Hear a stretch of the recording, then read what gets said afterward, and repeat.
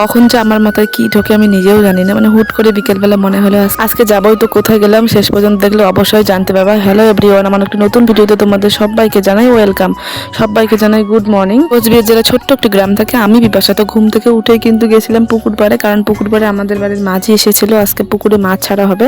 তো সেই মতো মাছ ছাড়ার পর বাড়ির কাজ বাজ করে এখন যাব হচ্ছে কাজে, যেহেতু এর আগের দিন কাজটা হয়নি। তো কিন্তু সকালবেলা রেডি হয়ে চলে এসেছিলাম, মেয়ে তারপরে হচ্ছে শাশুড়ি মা সবাই মিলে এসেছি বাজারে।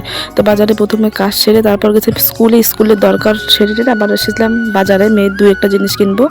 তো এইদিকে দেখো কাজটা ছেড়ে তারপরে হচ্ছে টোটোতে উঠলাম, মেয়েকে যেহেতু নিয়ে আসছে কিছু তো কিনে দিতে হবে। তারপর ওর ঠাম্মি হচ্ছে দুটো মাজা কিনে এনে দিল, তো ও একটা খালো আর আমি একটা খেয়েছিলাম। বাইরে যা গরম, যেহেতু আবার জল নিয়ে বেরোয় নাই, গলাটাও একটু শুকিয়ে গেছিলো, তার জন্য মেয়ের মাজাটাই কিন্তু আমি খেয়ে নিয়েছিলাম।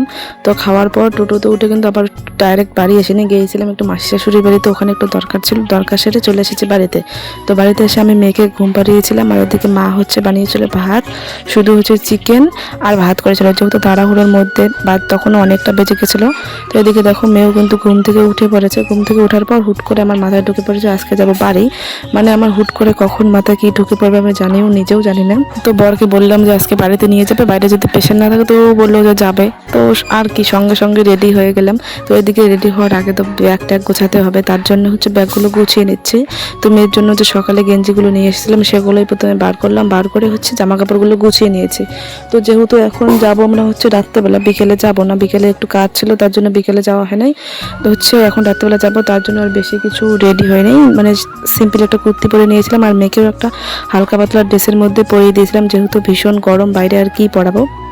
আর রাত্রেবেলা গিয়ে যদি অন্য জামা পরিয়ে নিয়ে যাই তাহলে হচ্ছে ওখানে গিয়ে চেঞ্জ করাতে হবে, সেহেতু আর বাচ্চাদেরকে রাত্রেবেলা ড্রেস চেঞ্জ করে দেয় না, আমারও একেবারে অসহ্য লাগে যে এখান থেকে যাব আবার নতুন ড্রেস খুলে দেবো, চেঞ্জ করে দেবো।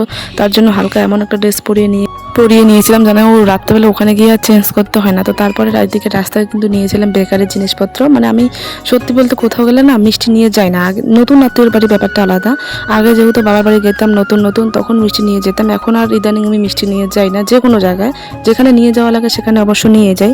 যেমন বাবার বাড়ি দিদির বাড়ি গেলে আমি হচ্ছে মিষ্টি নিয়ে যাই না, এগুলো জিনিস নিয়ে যাই।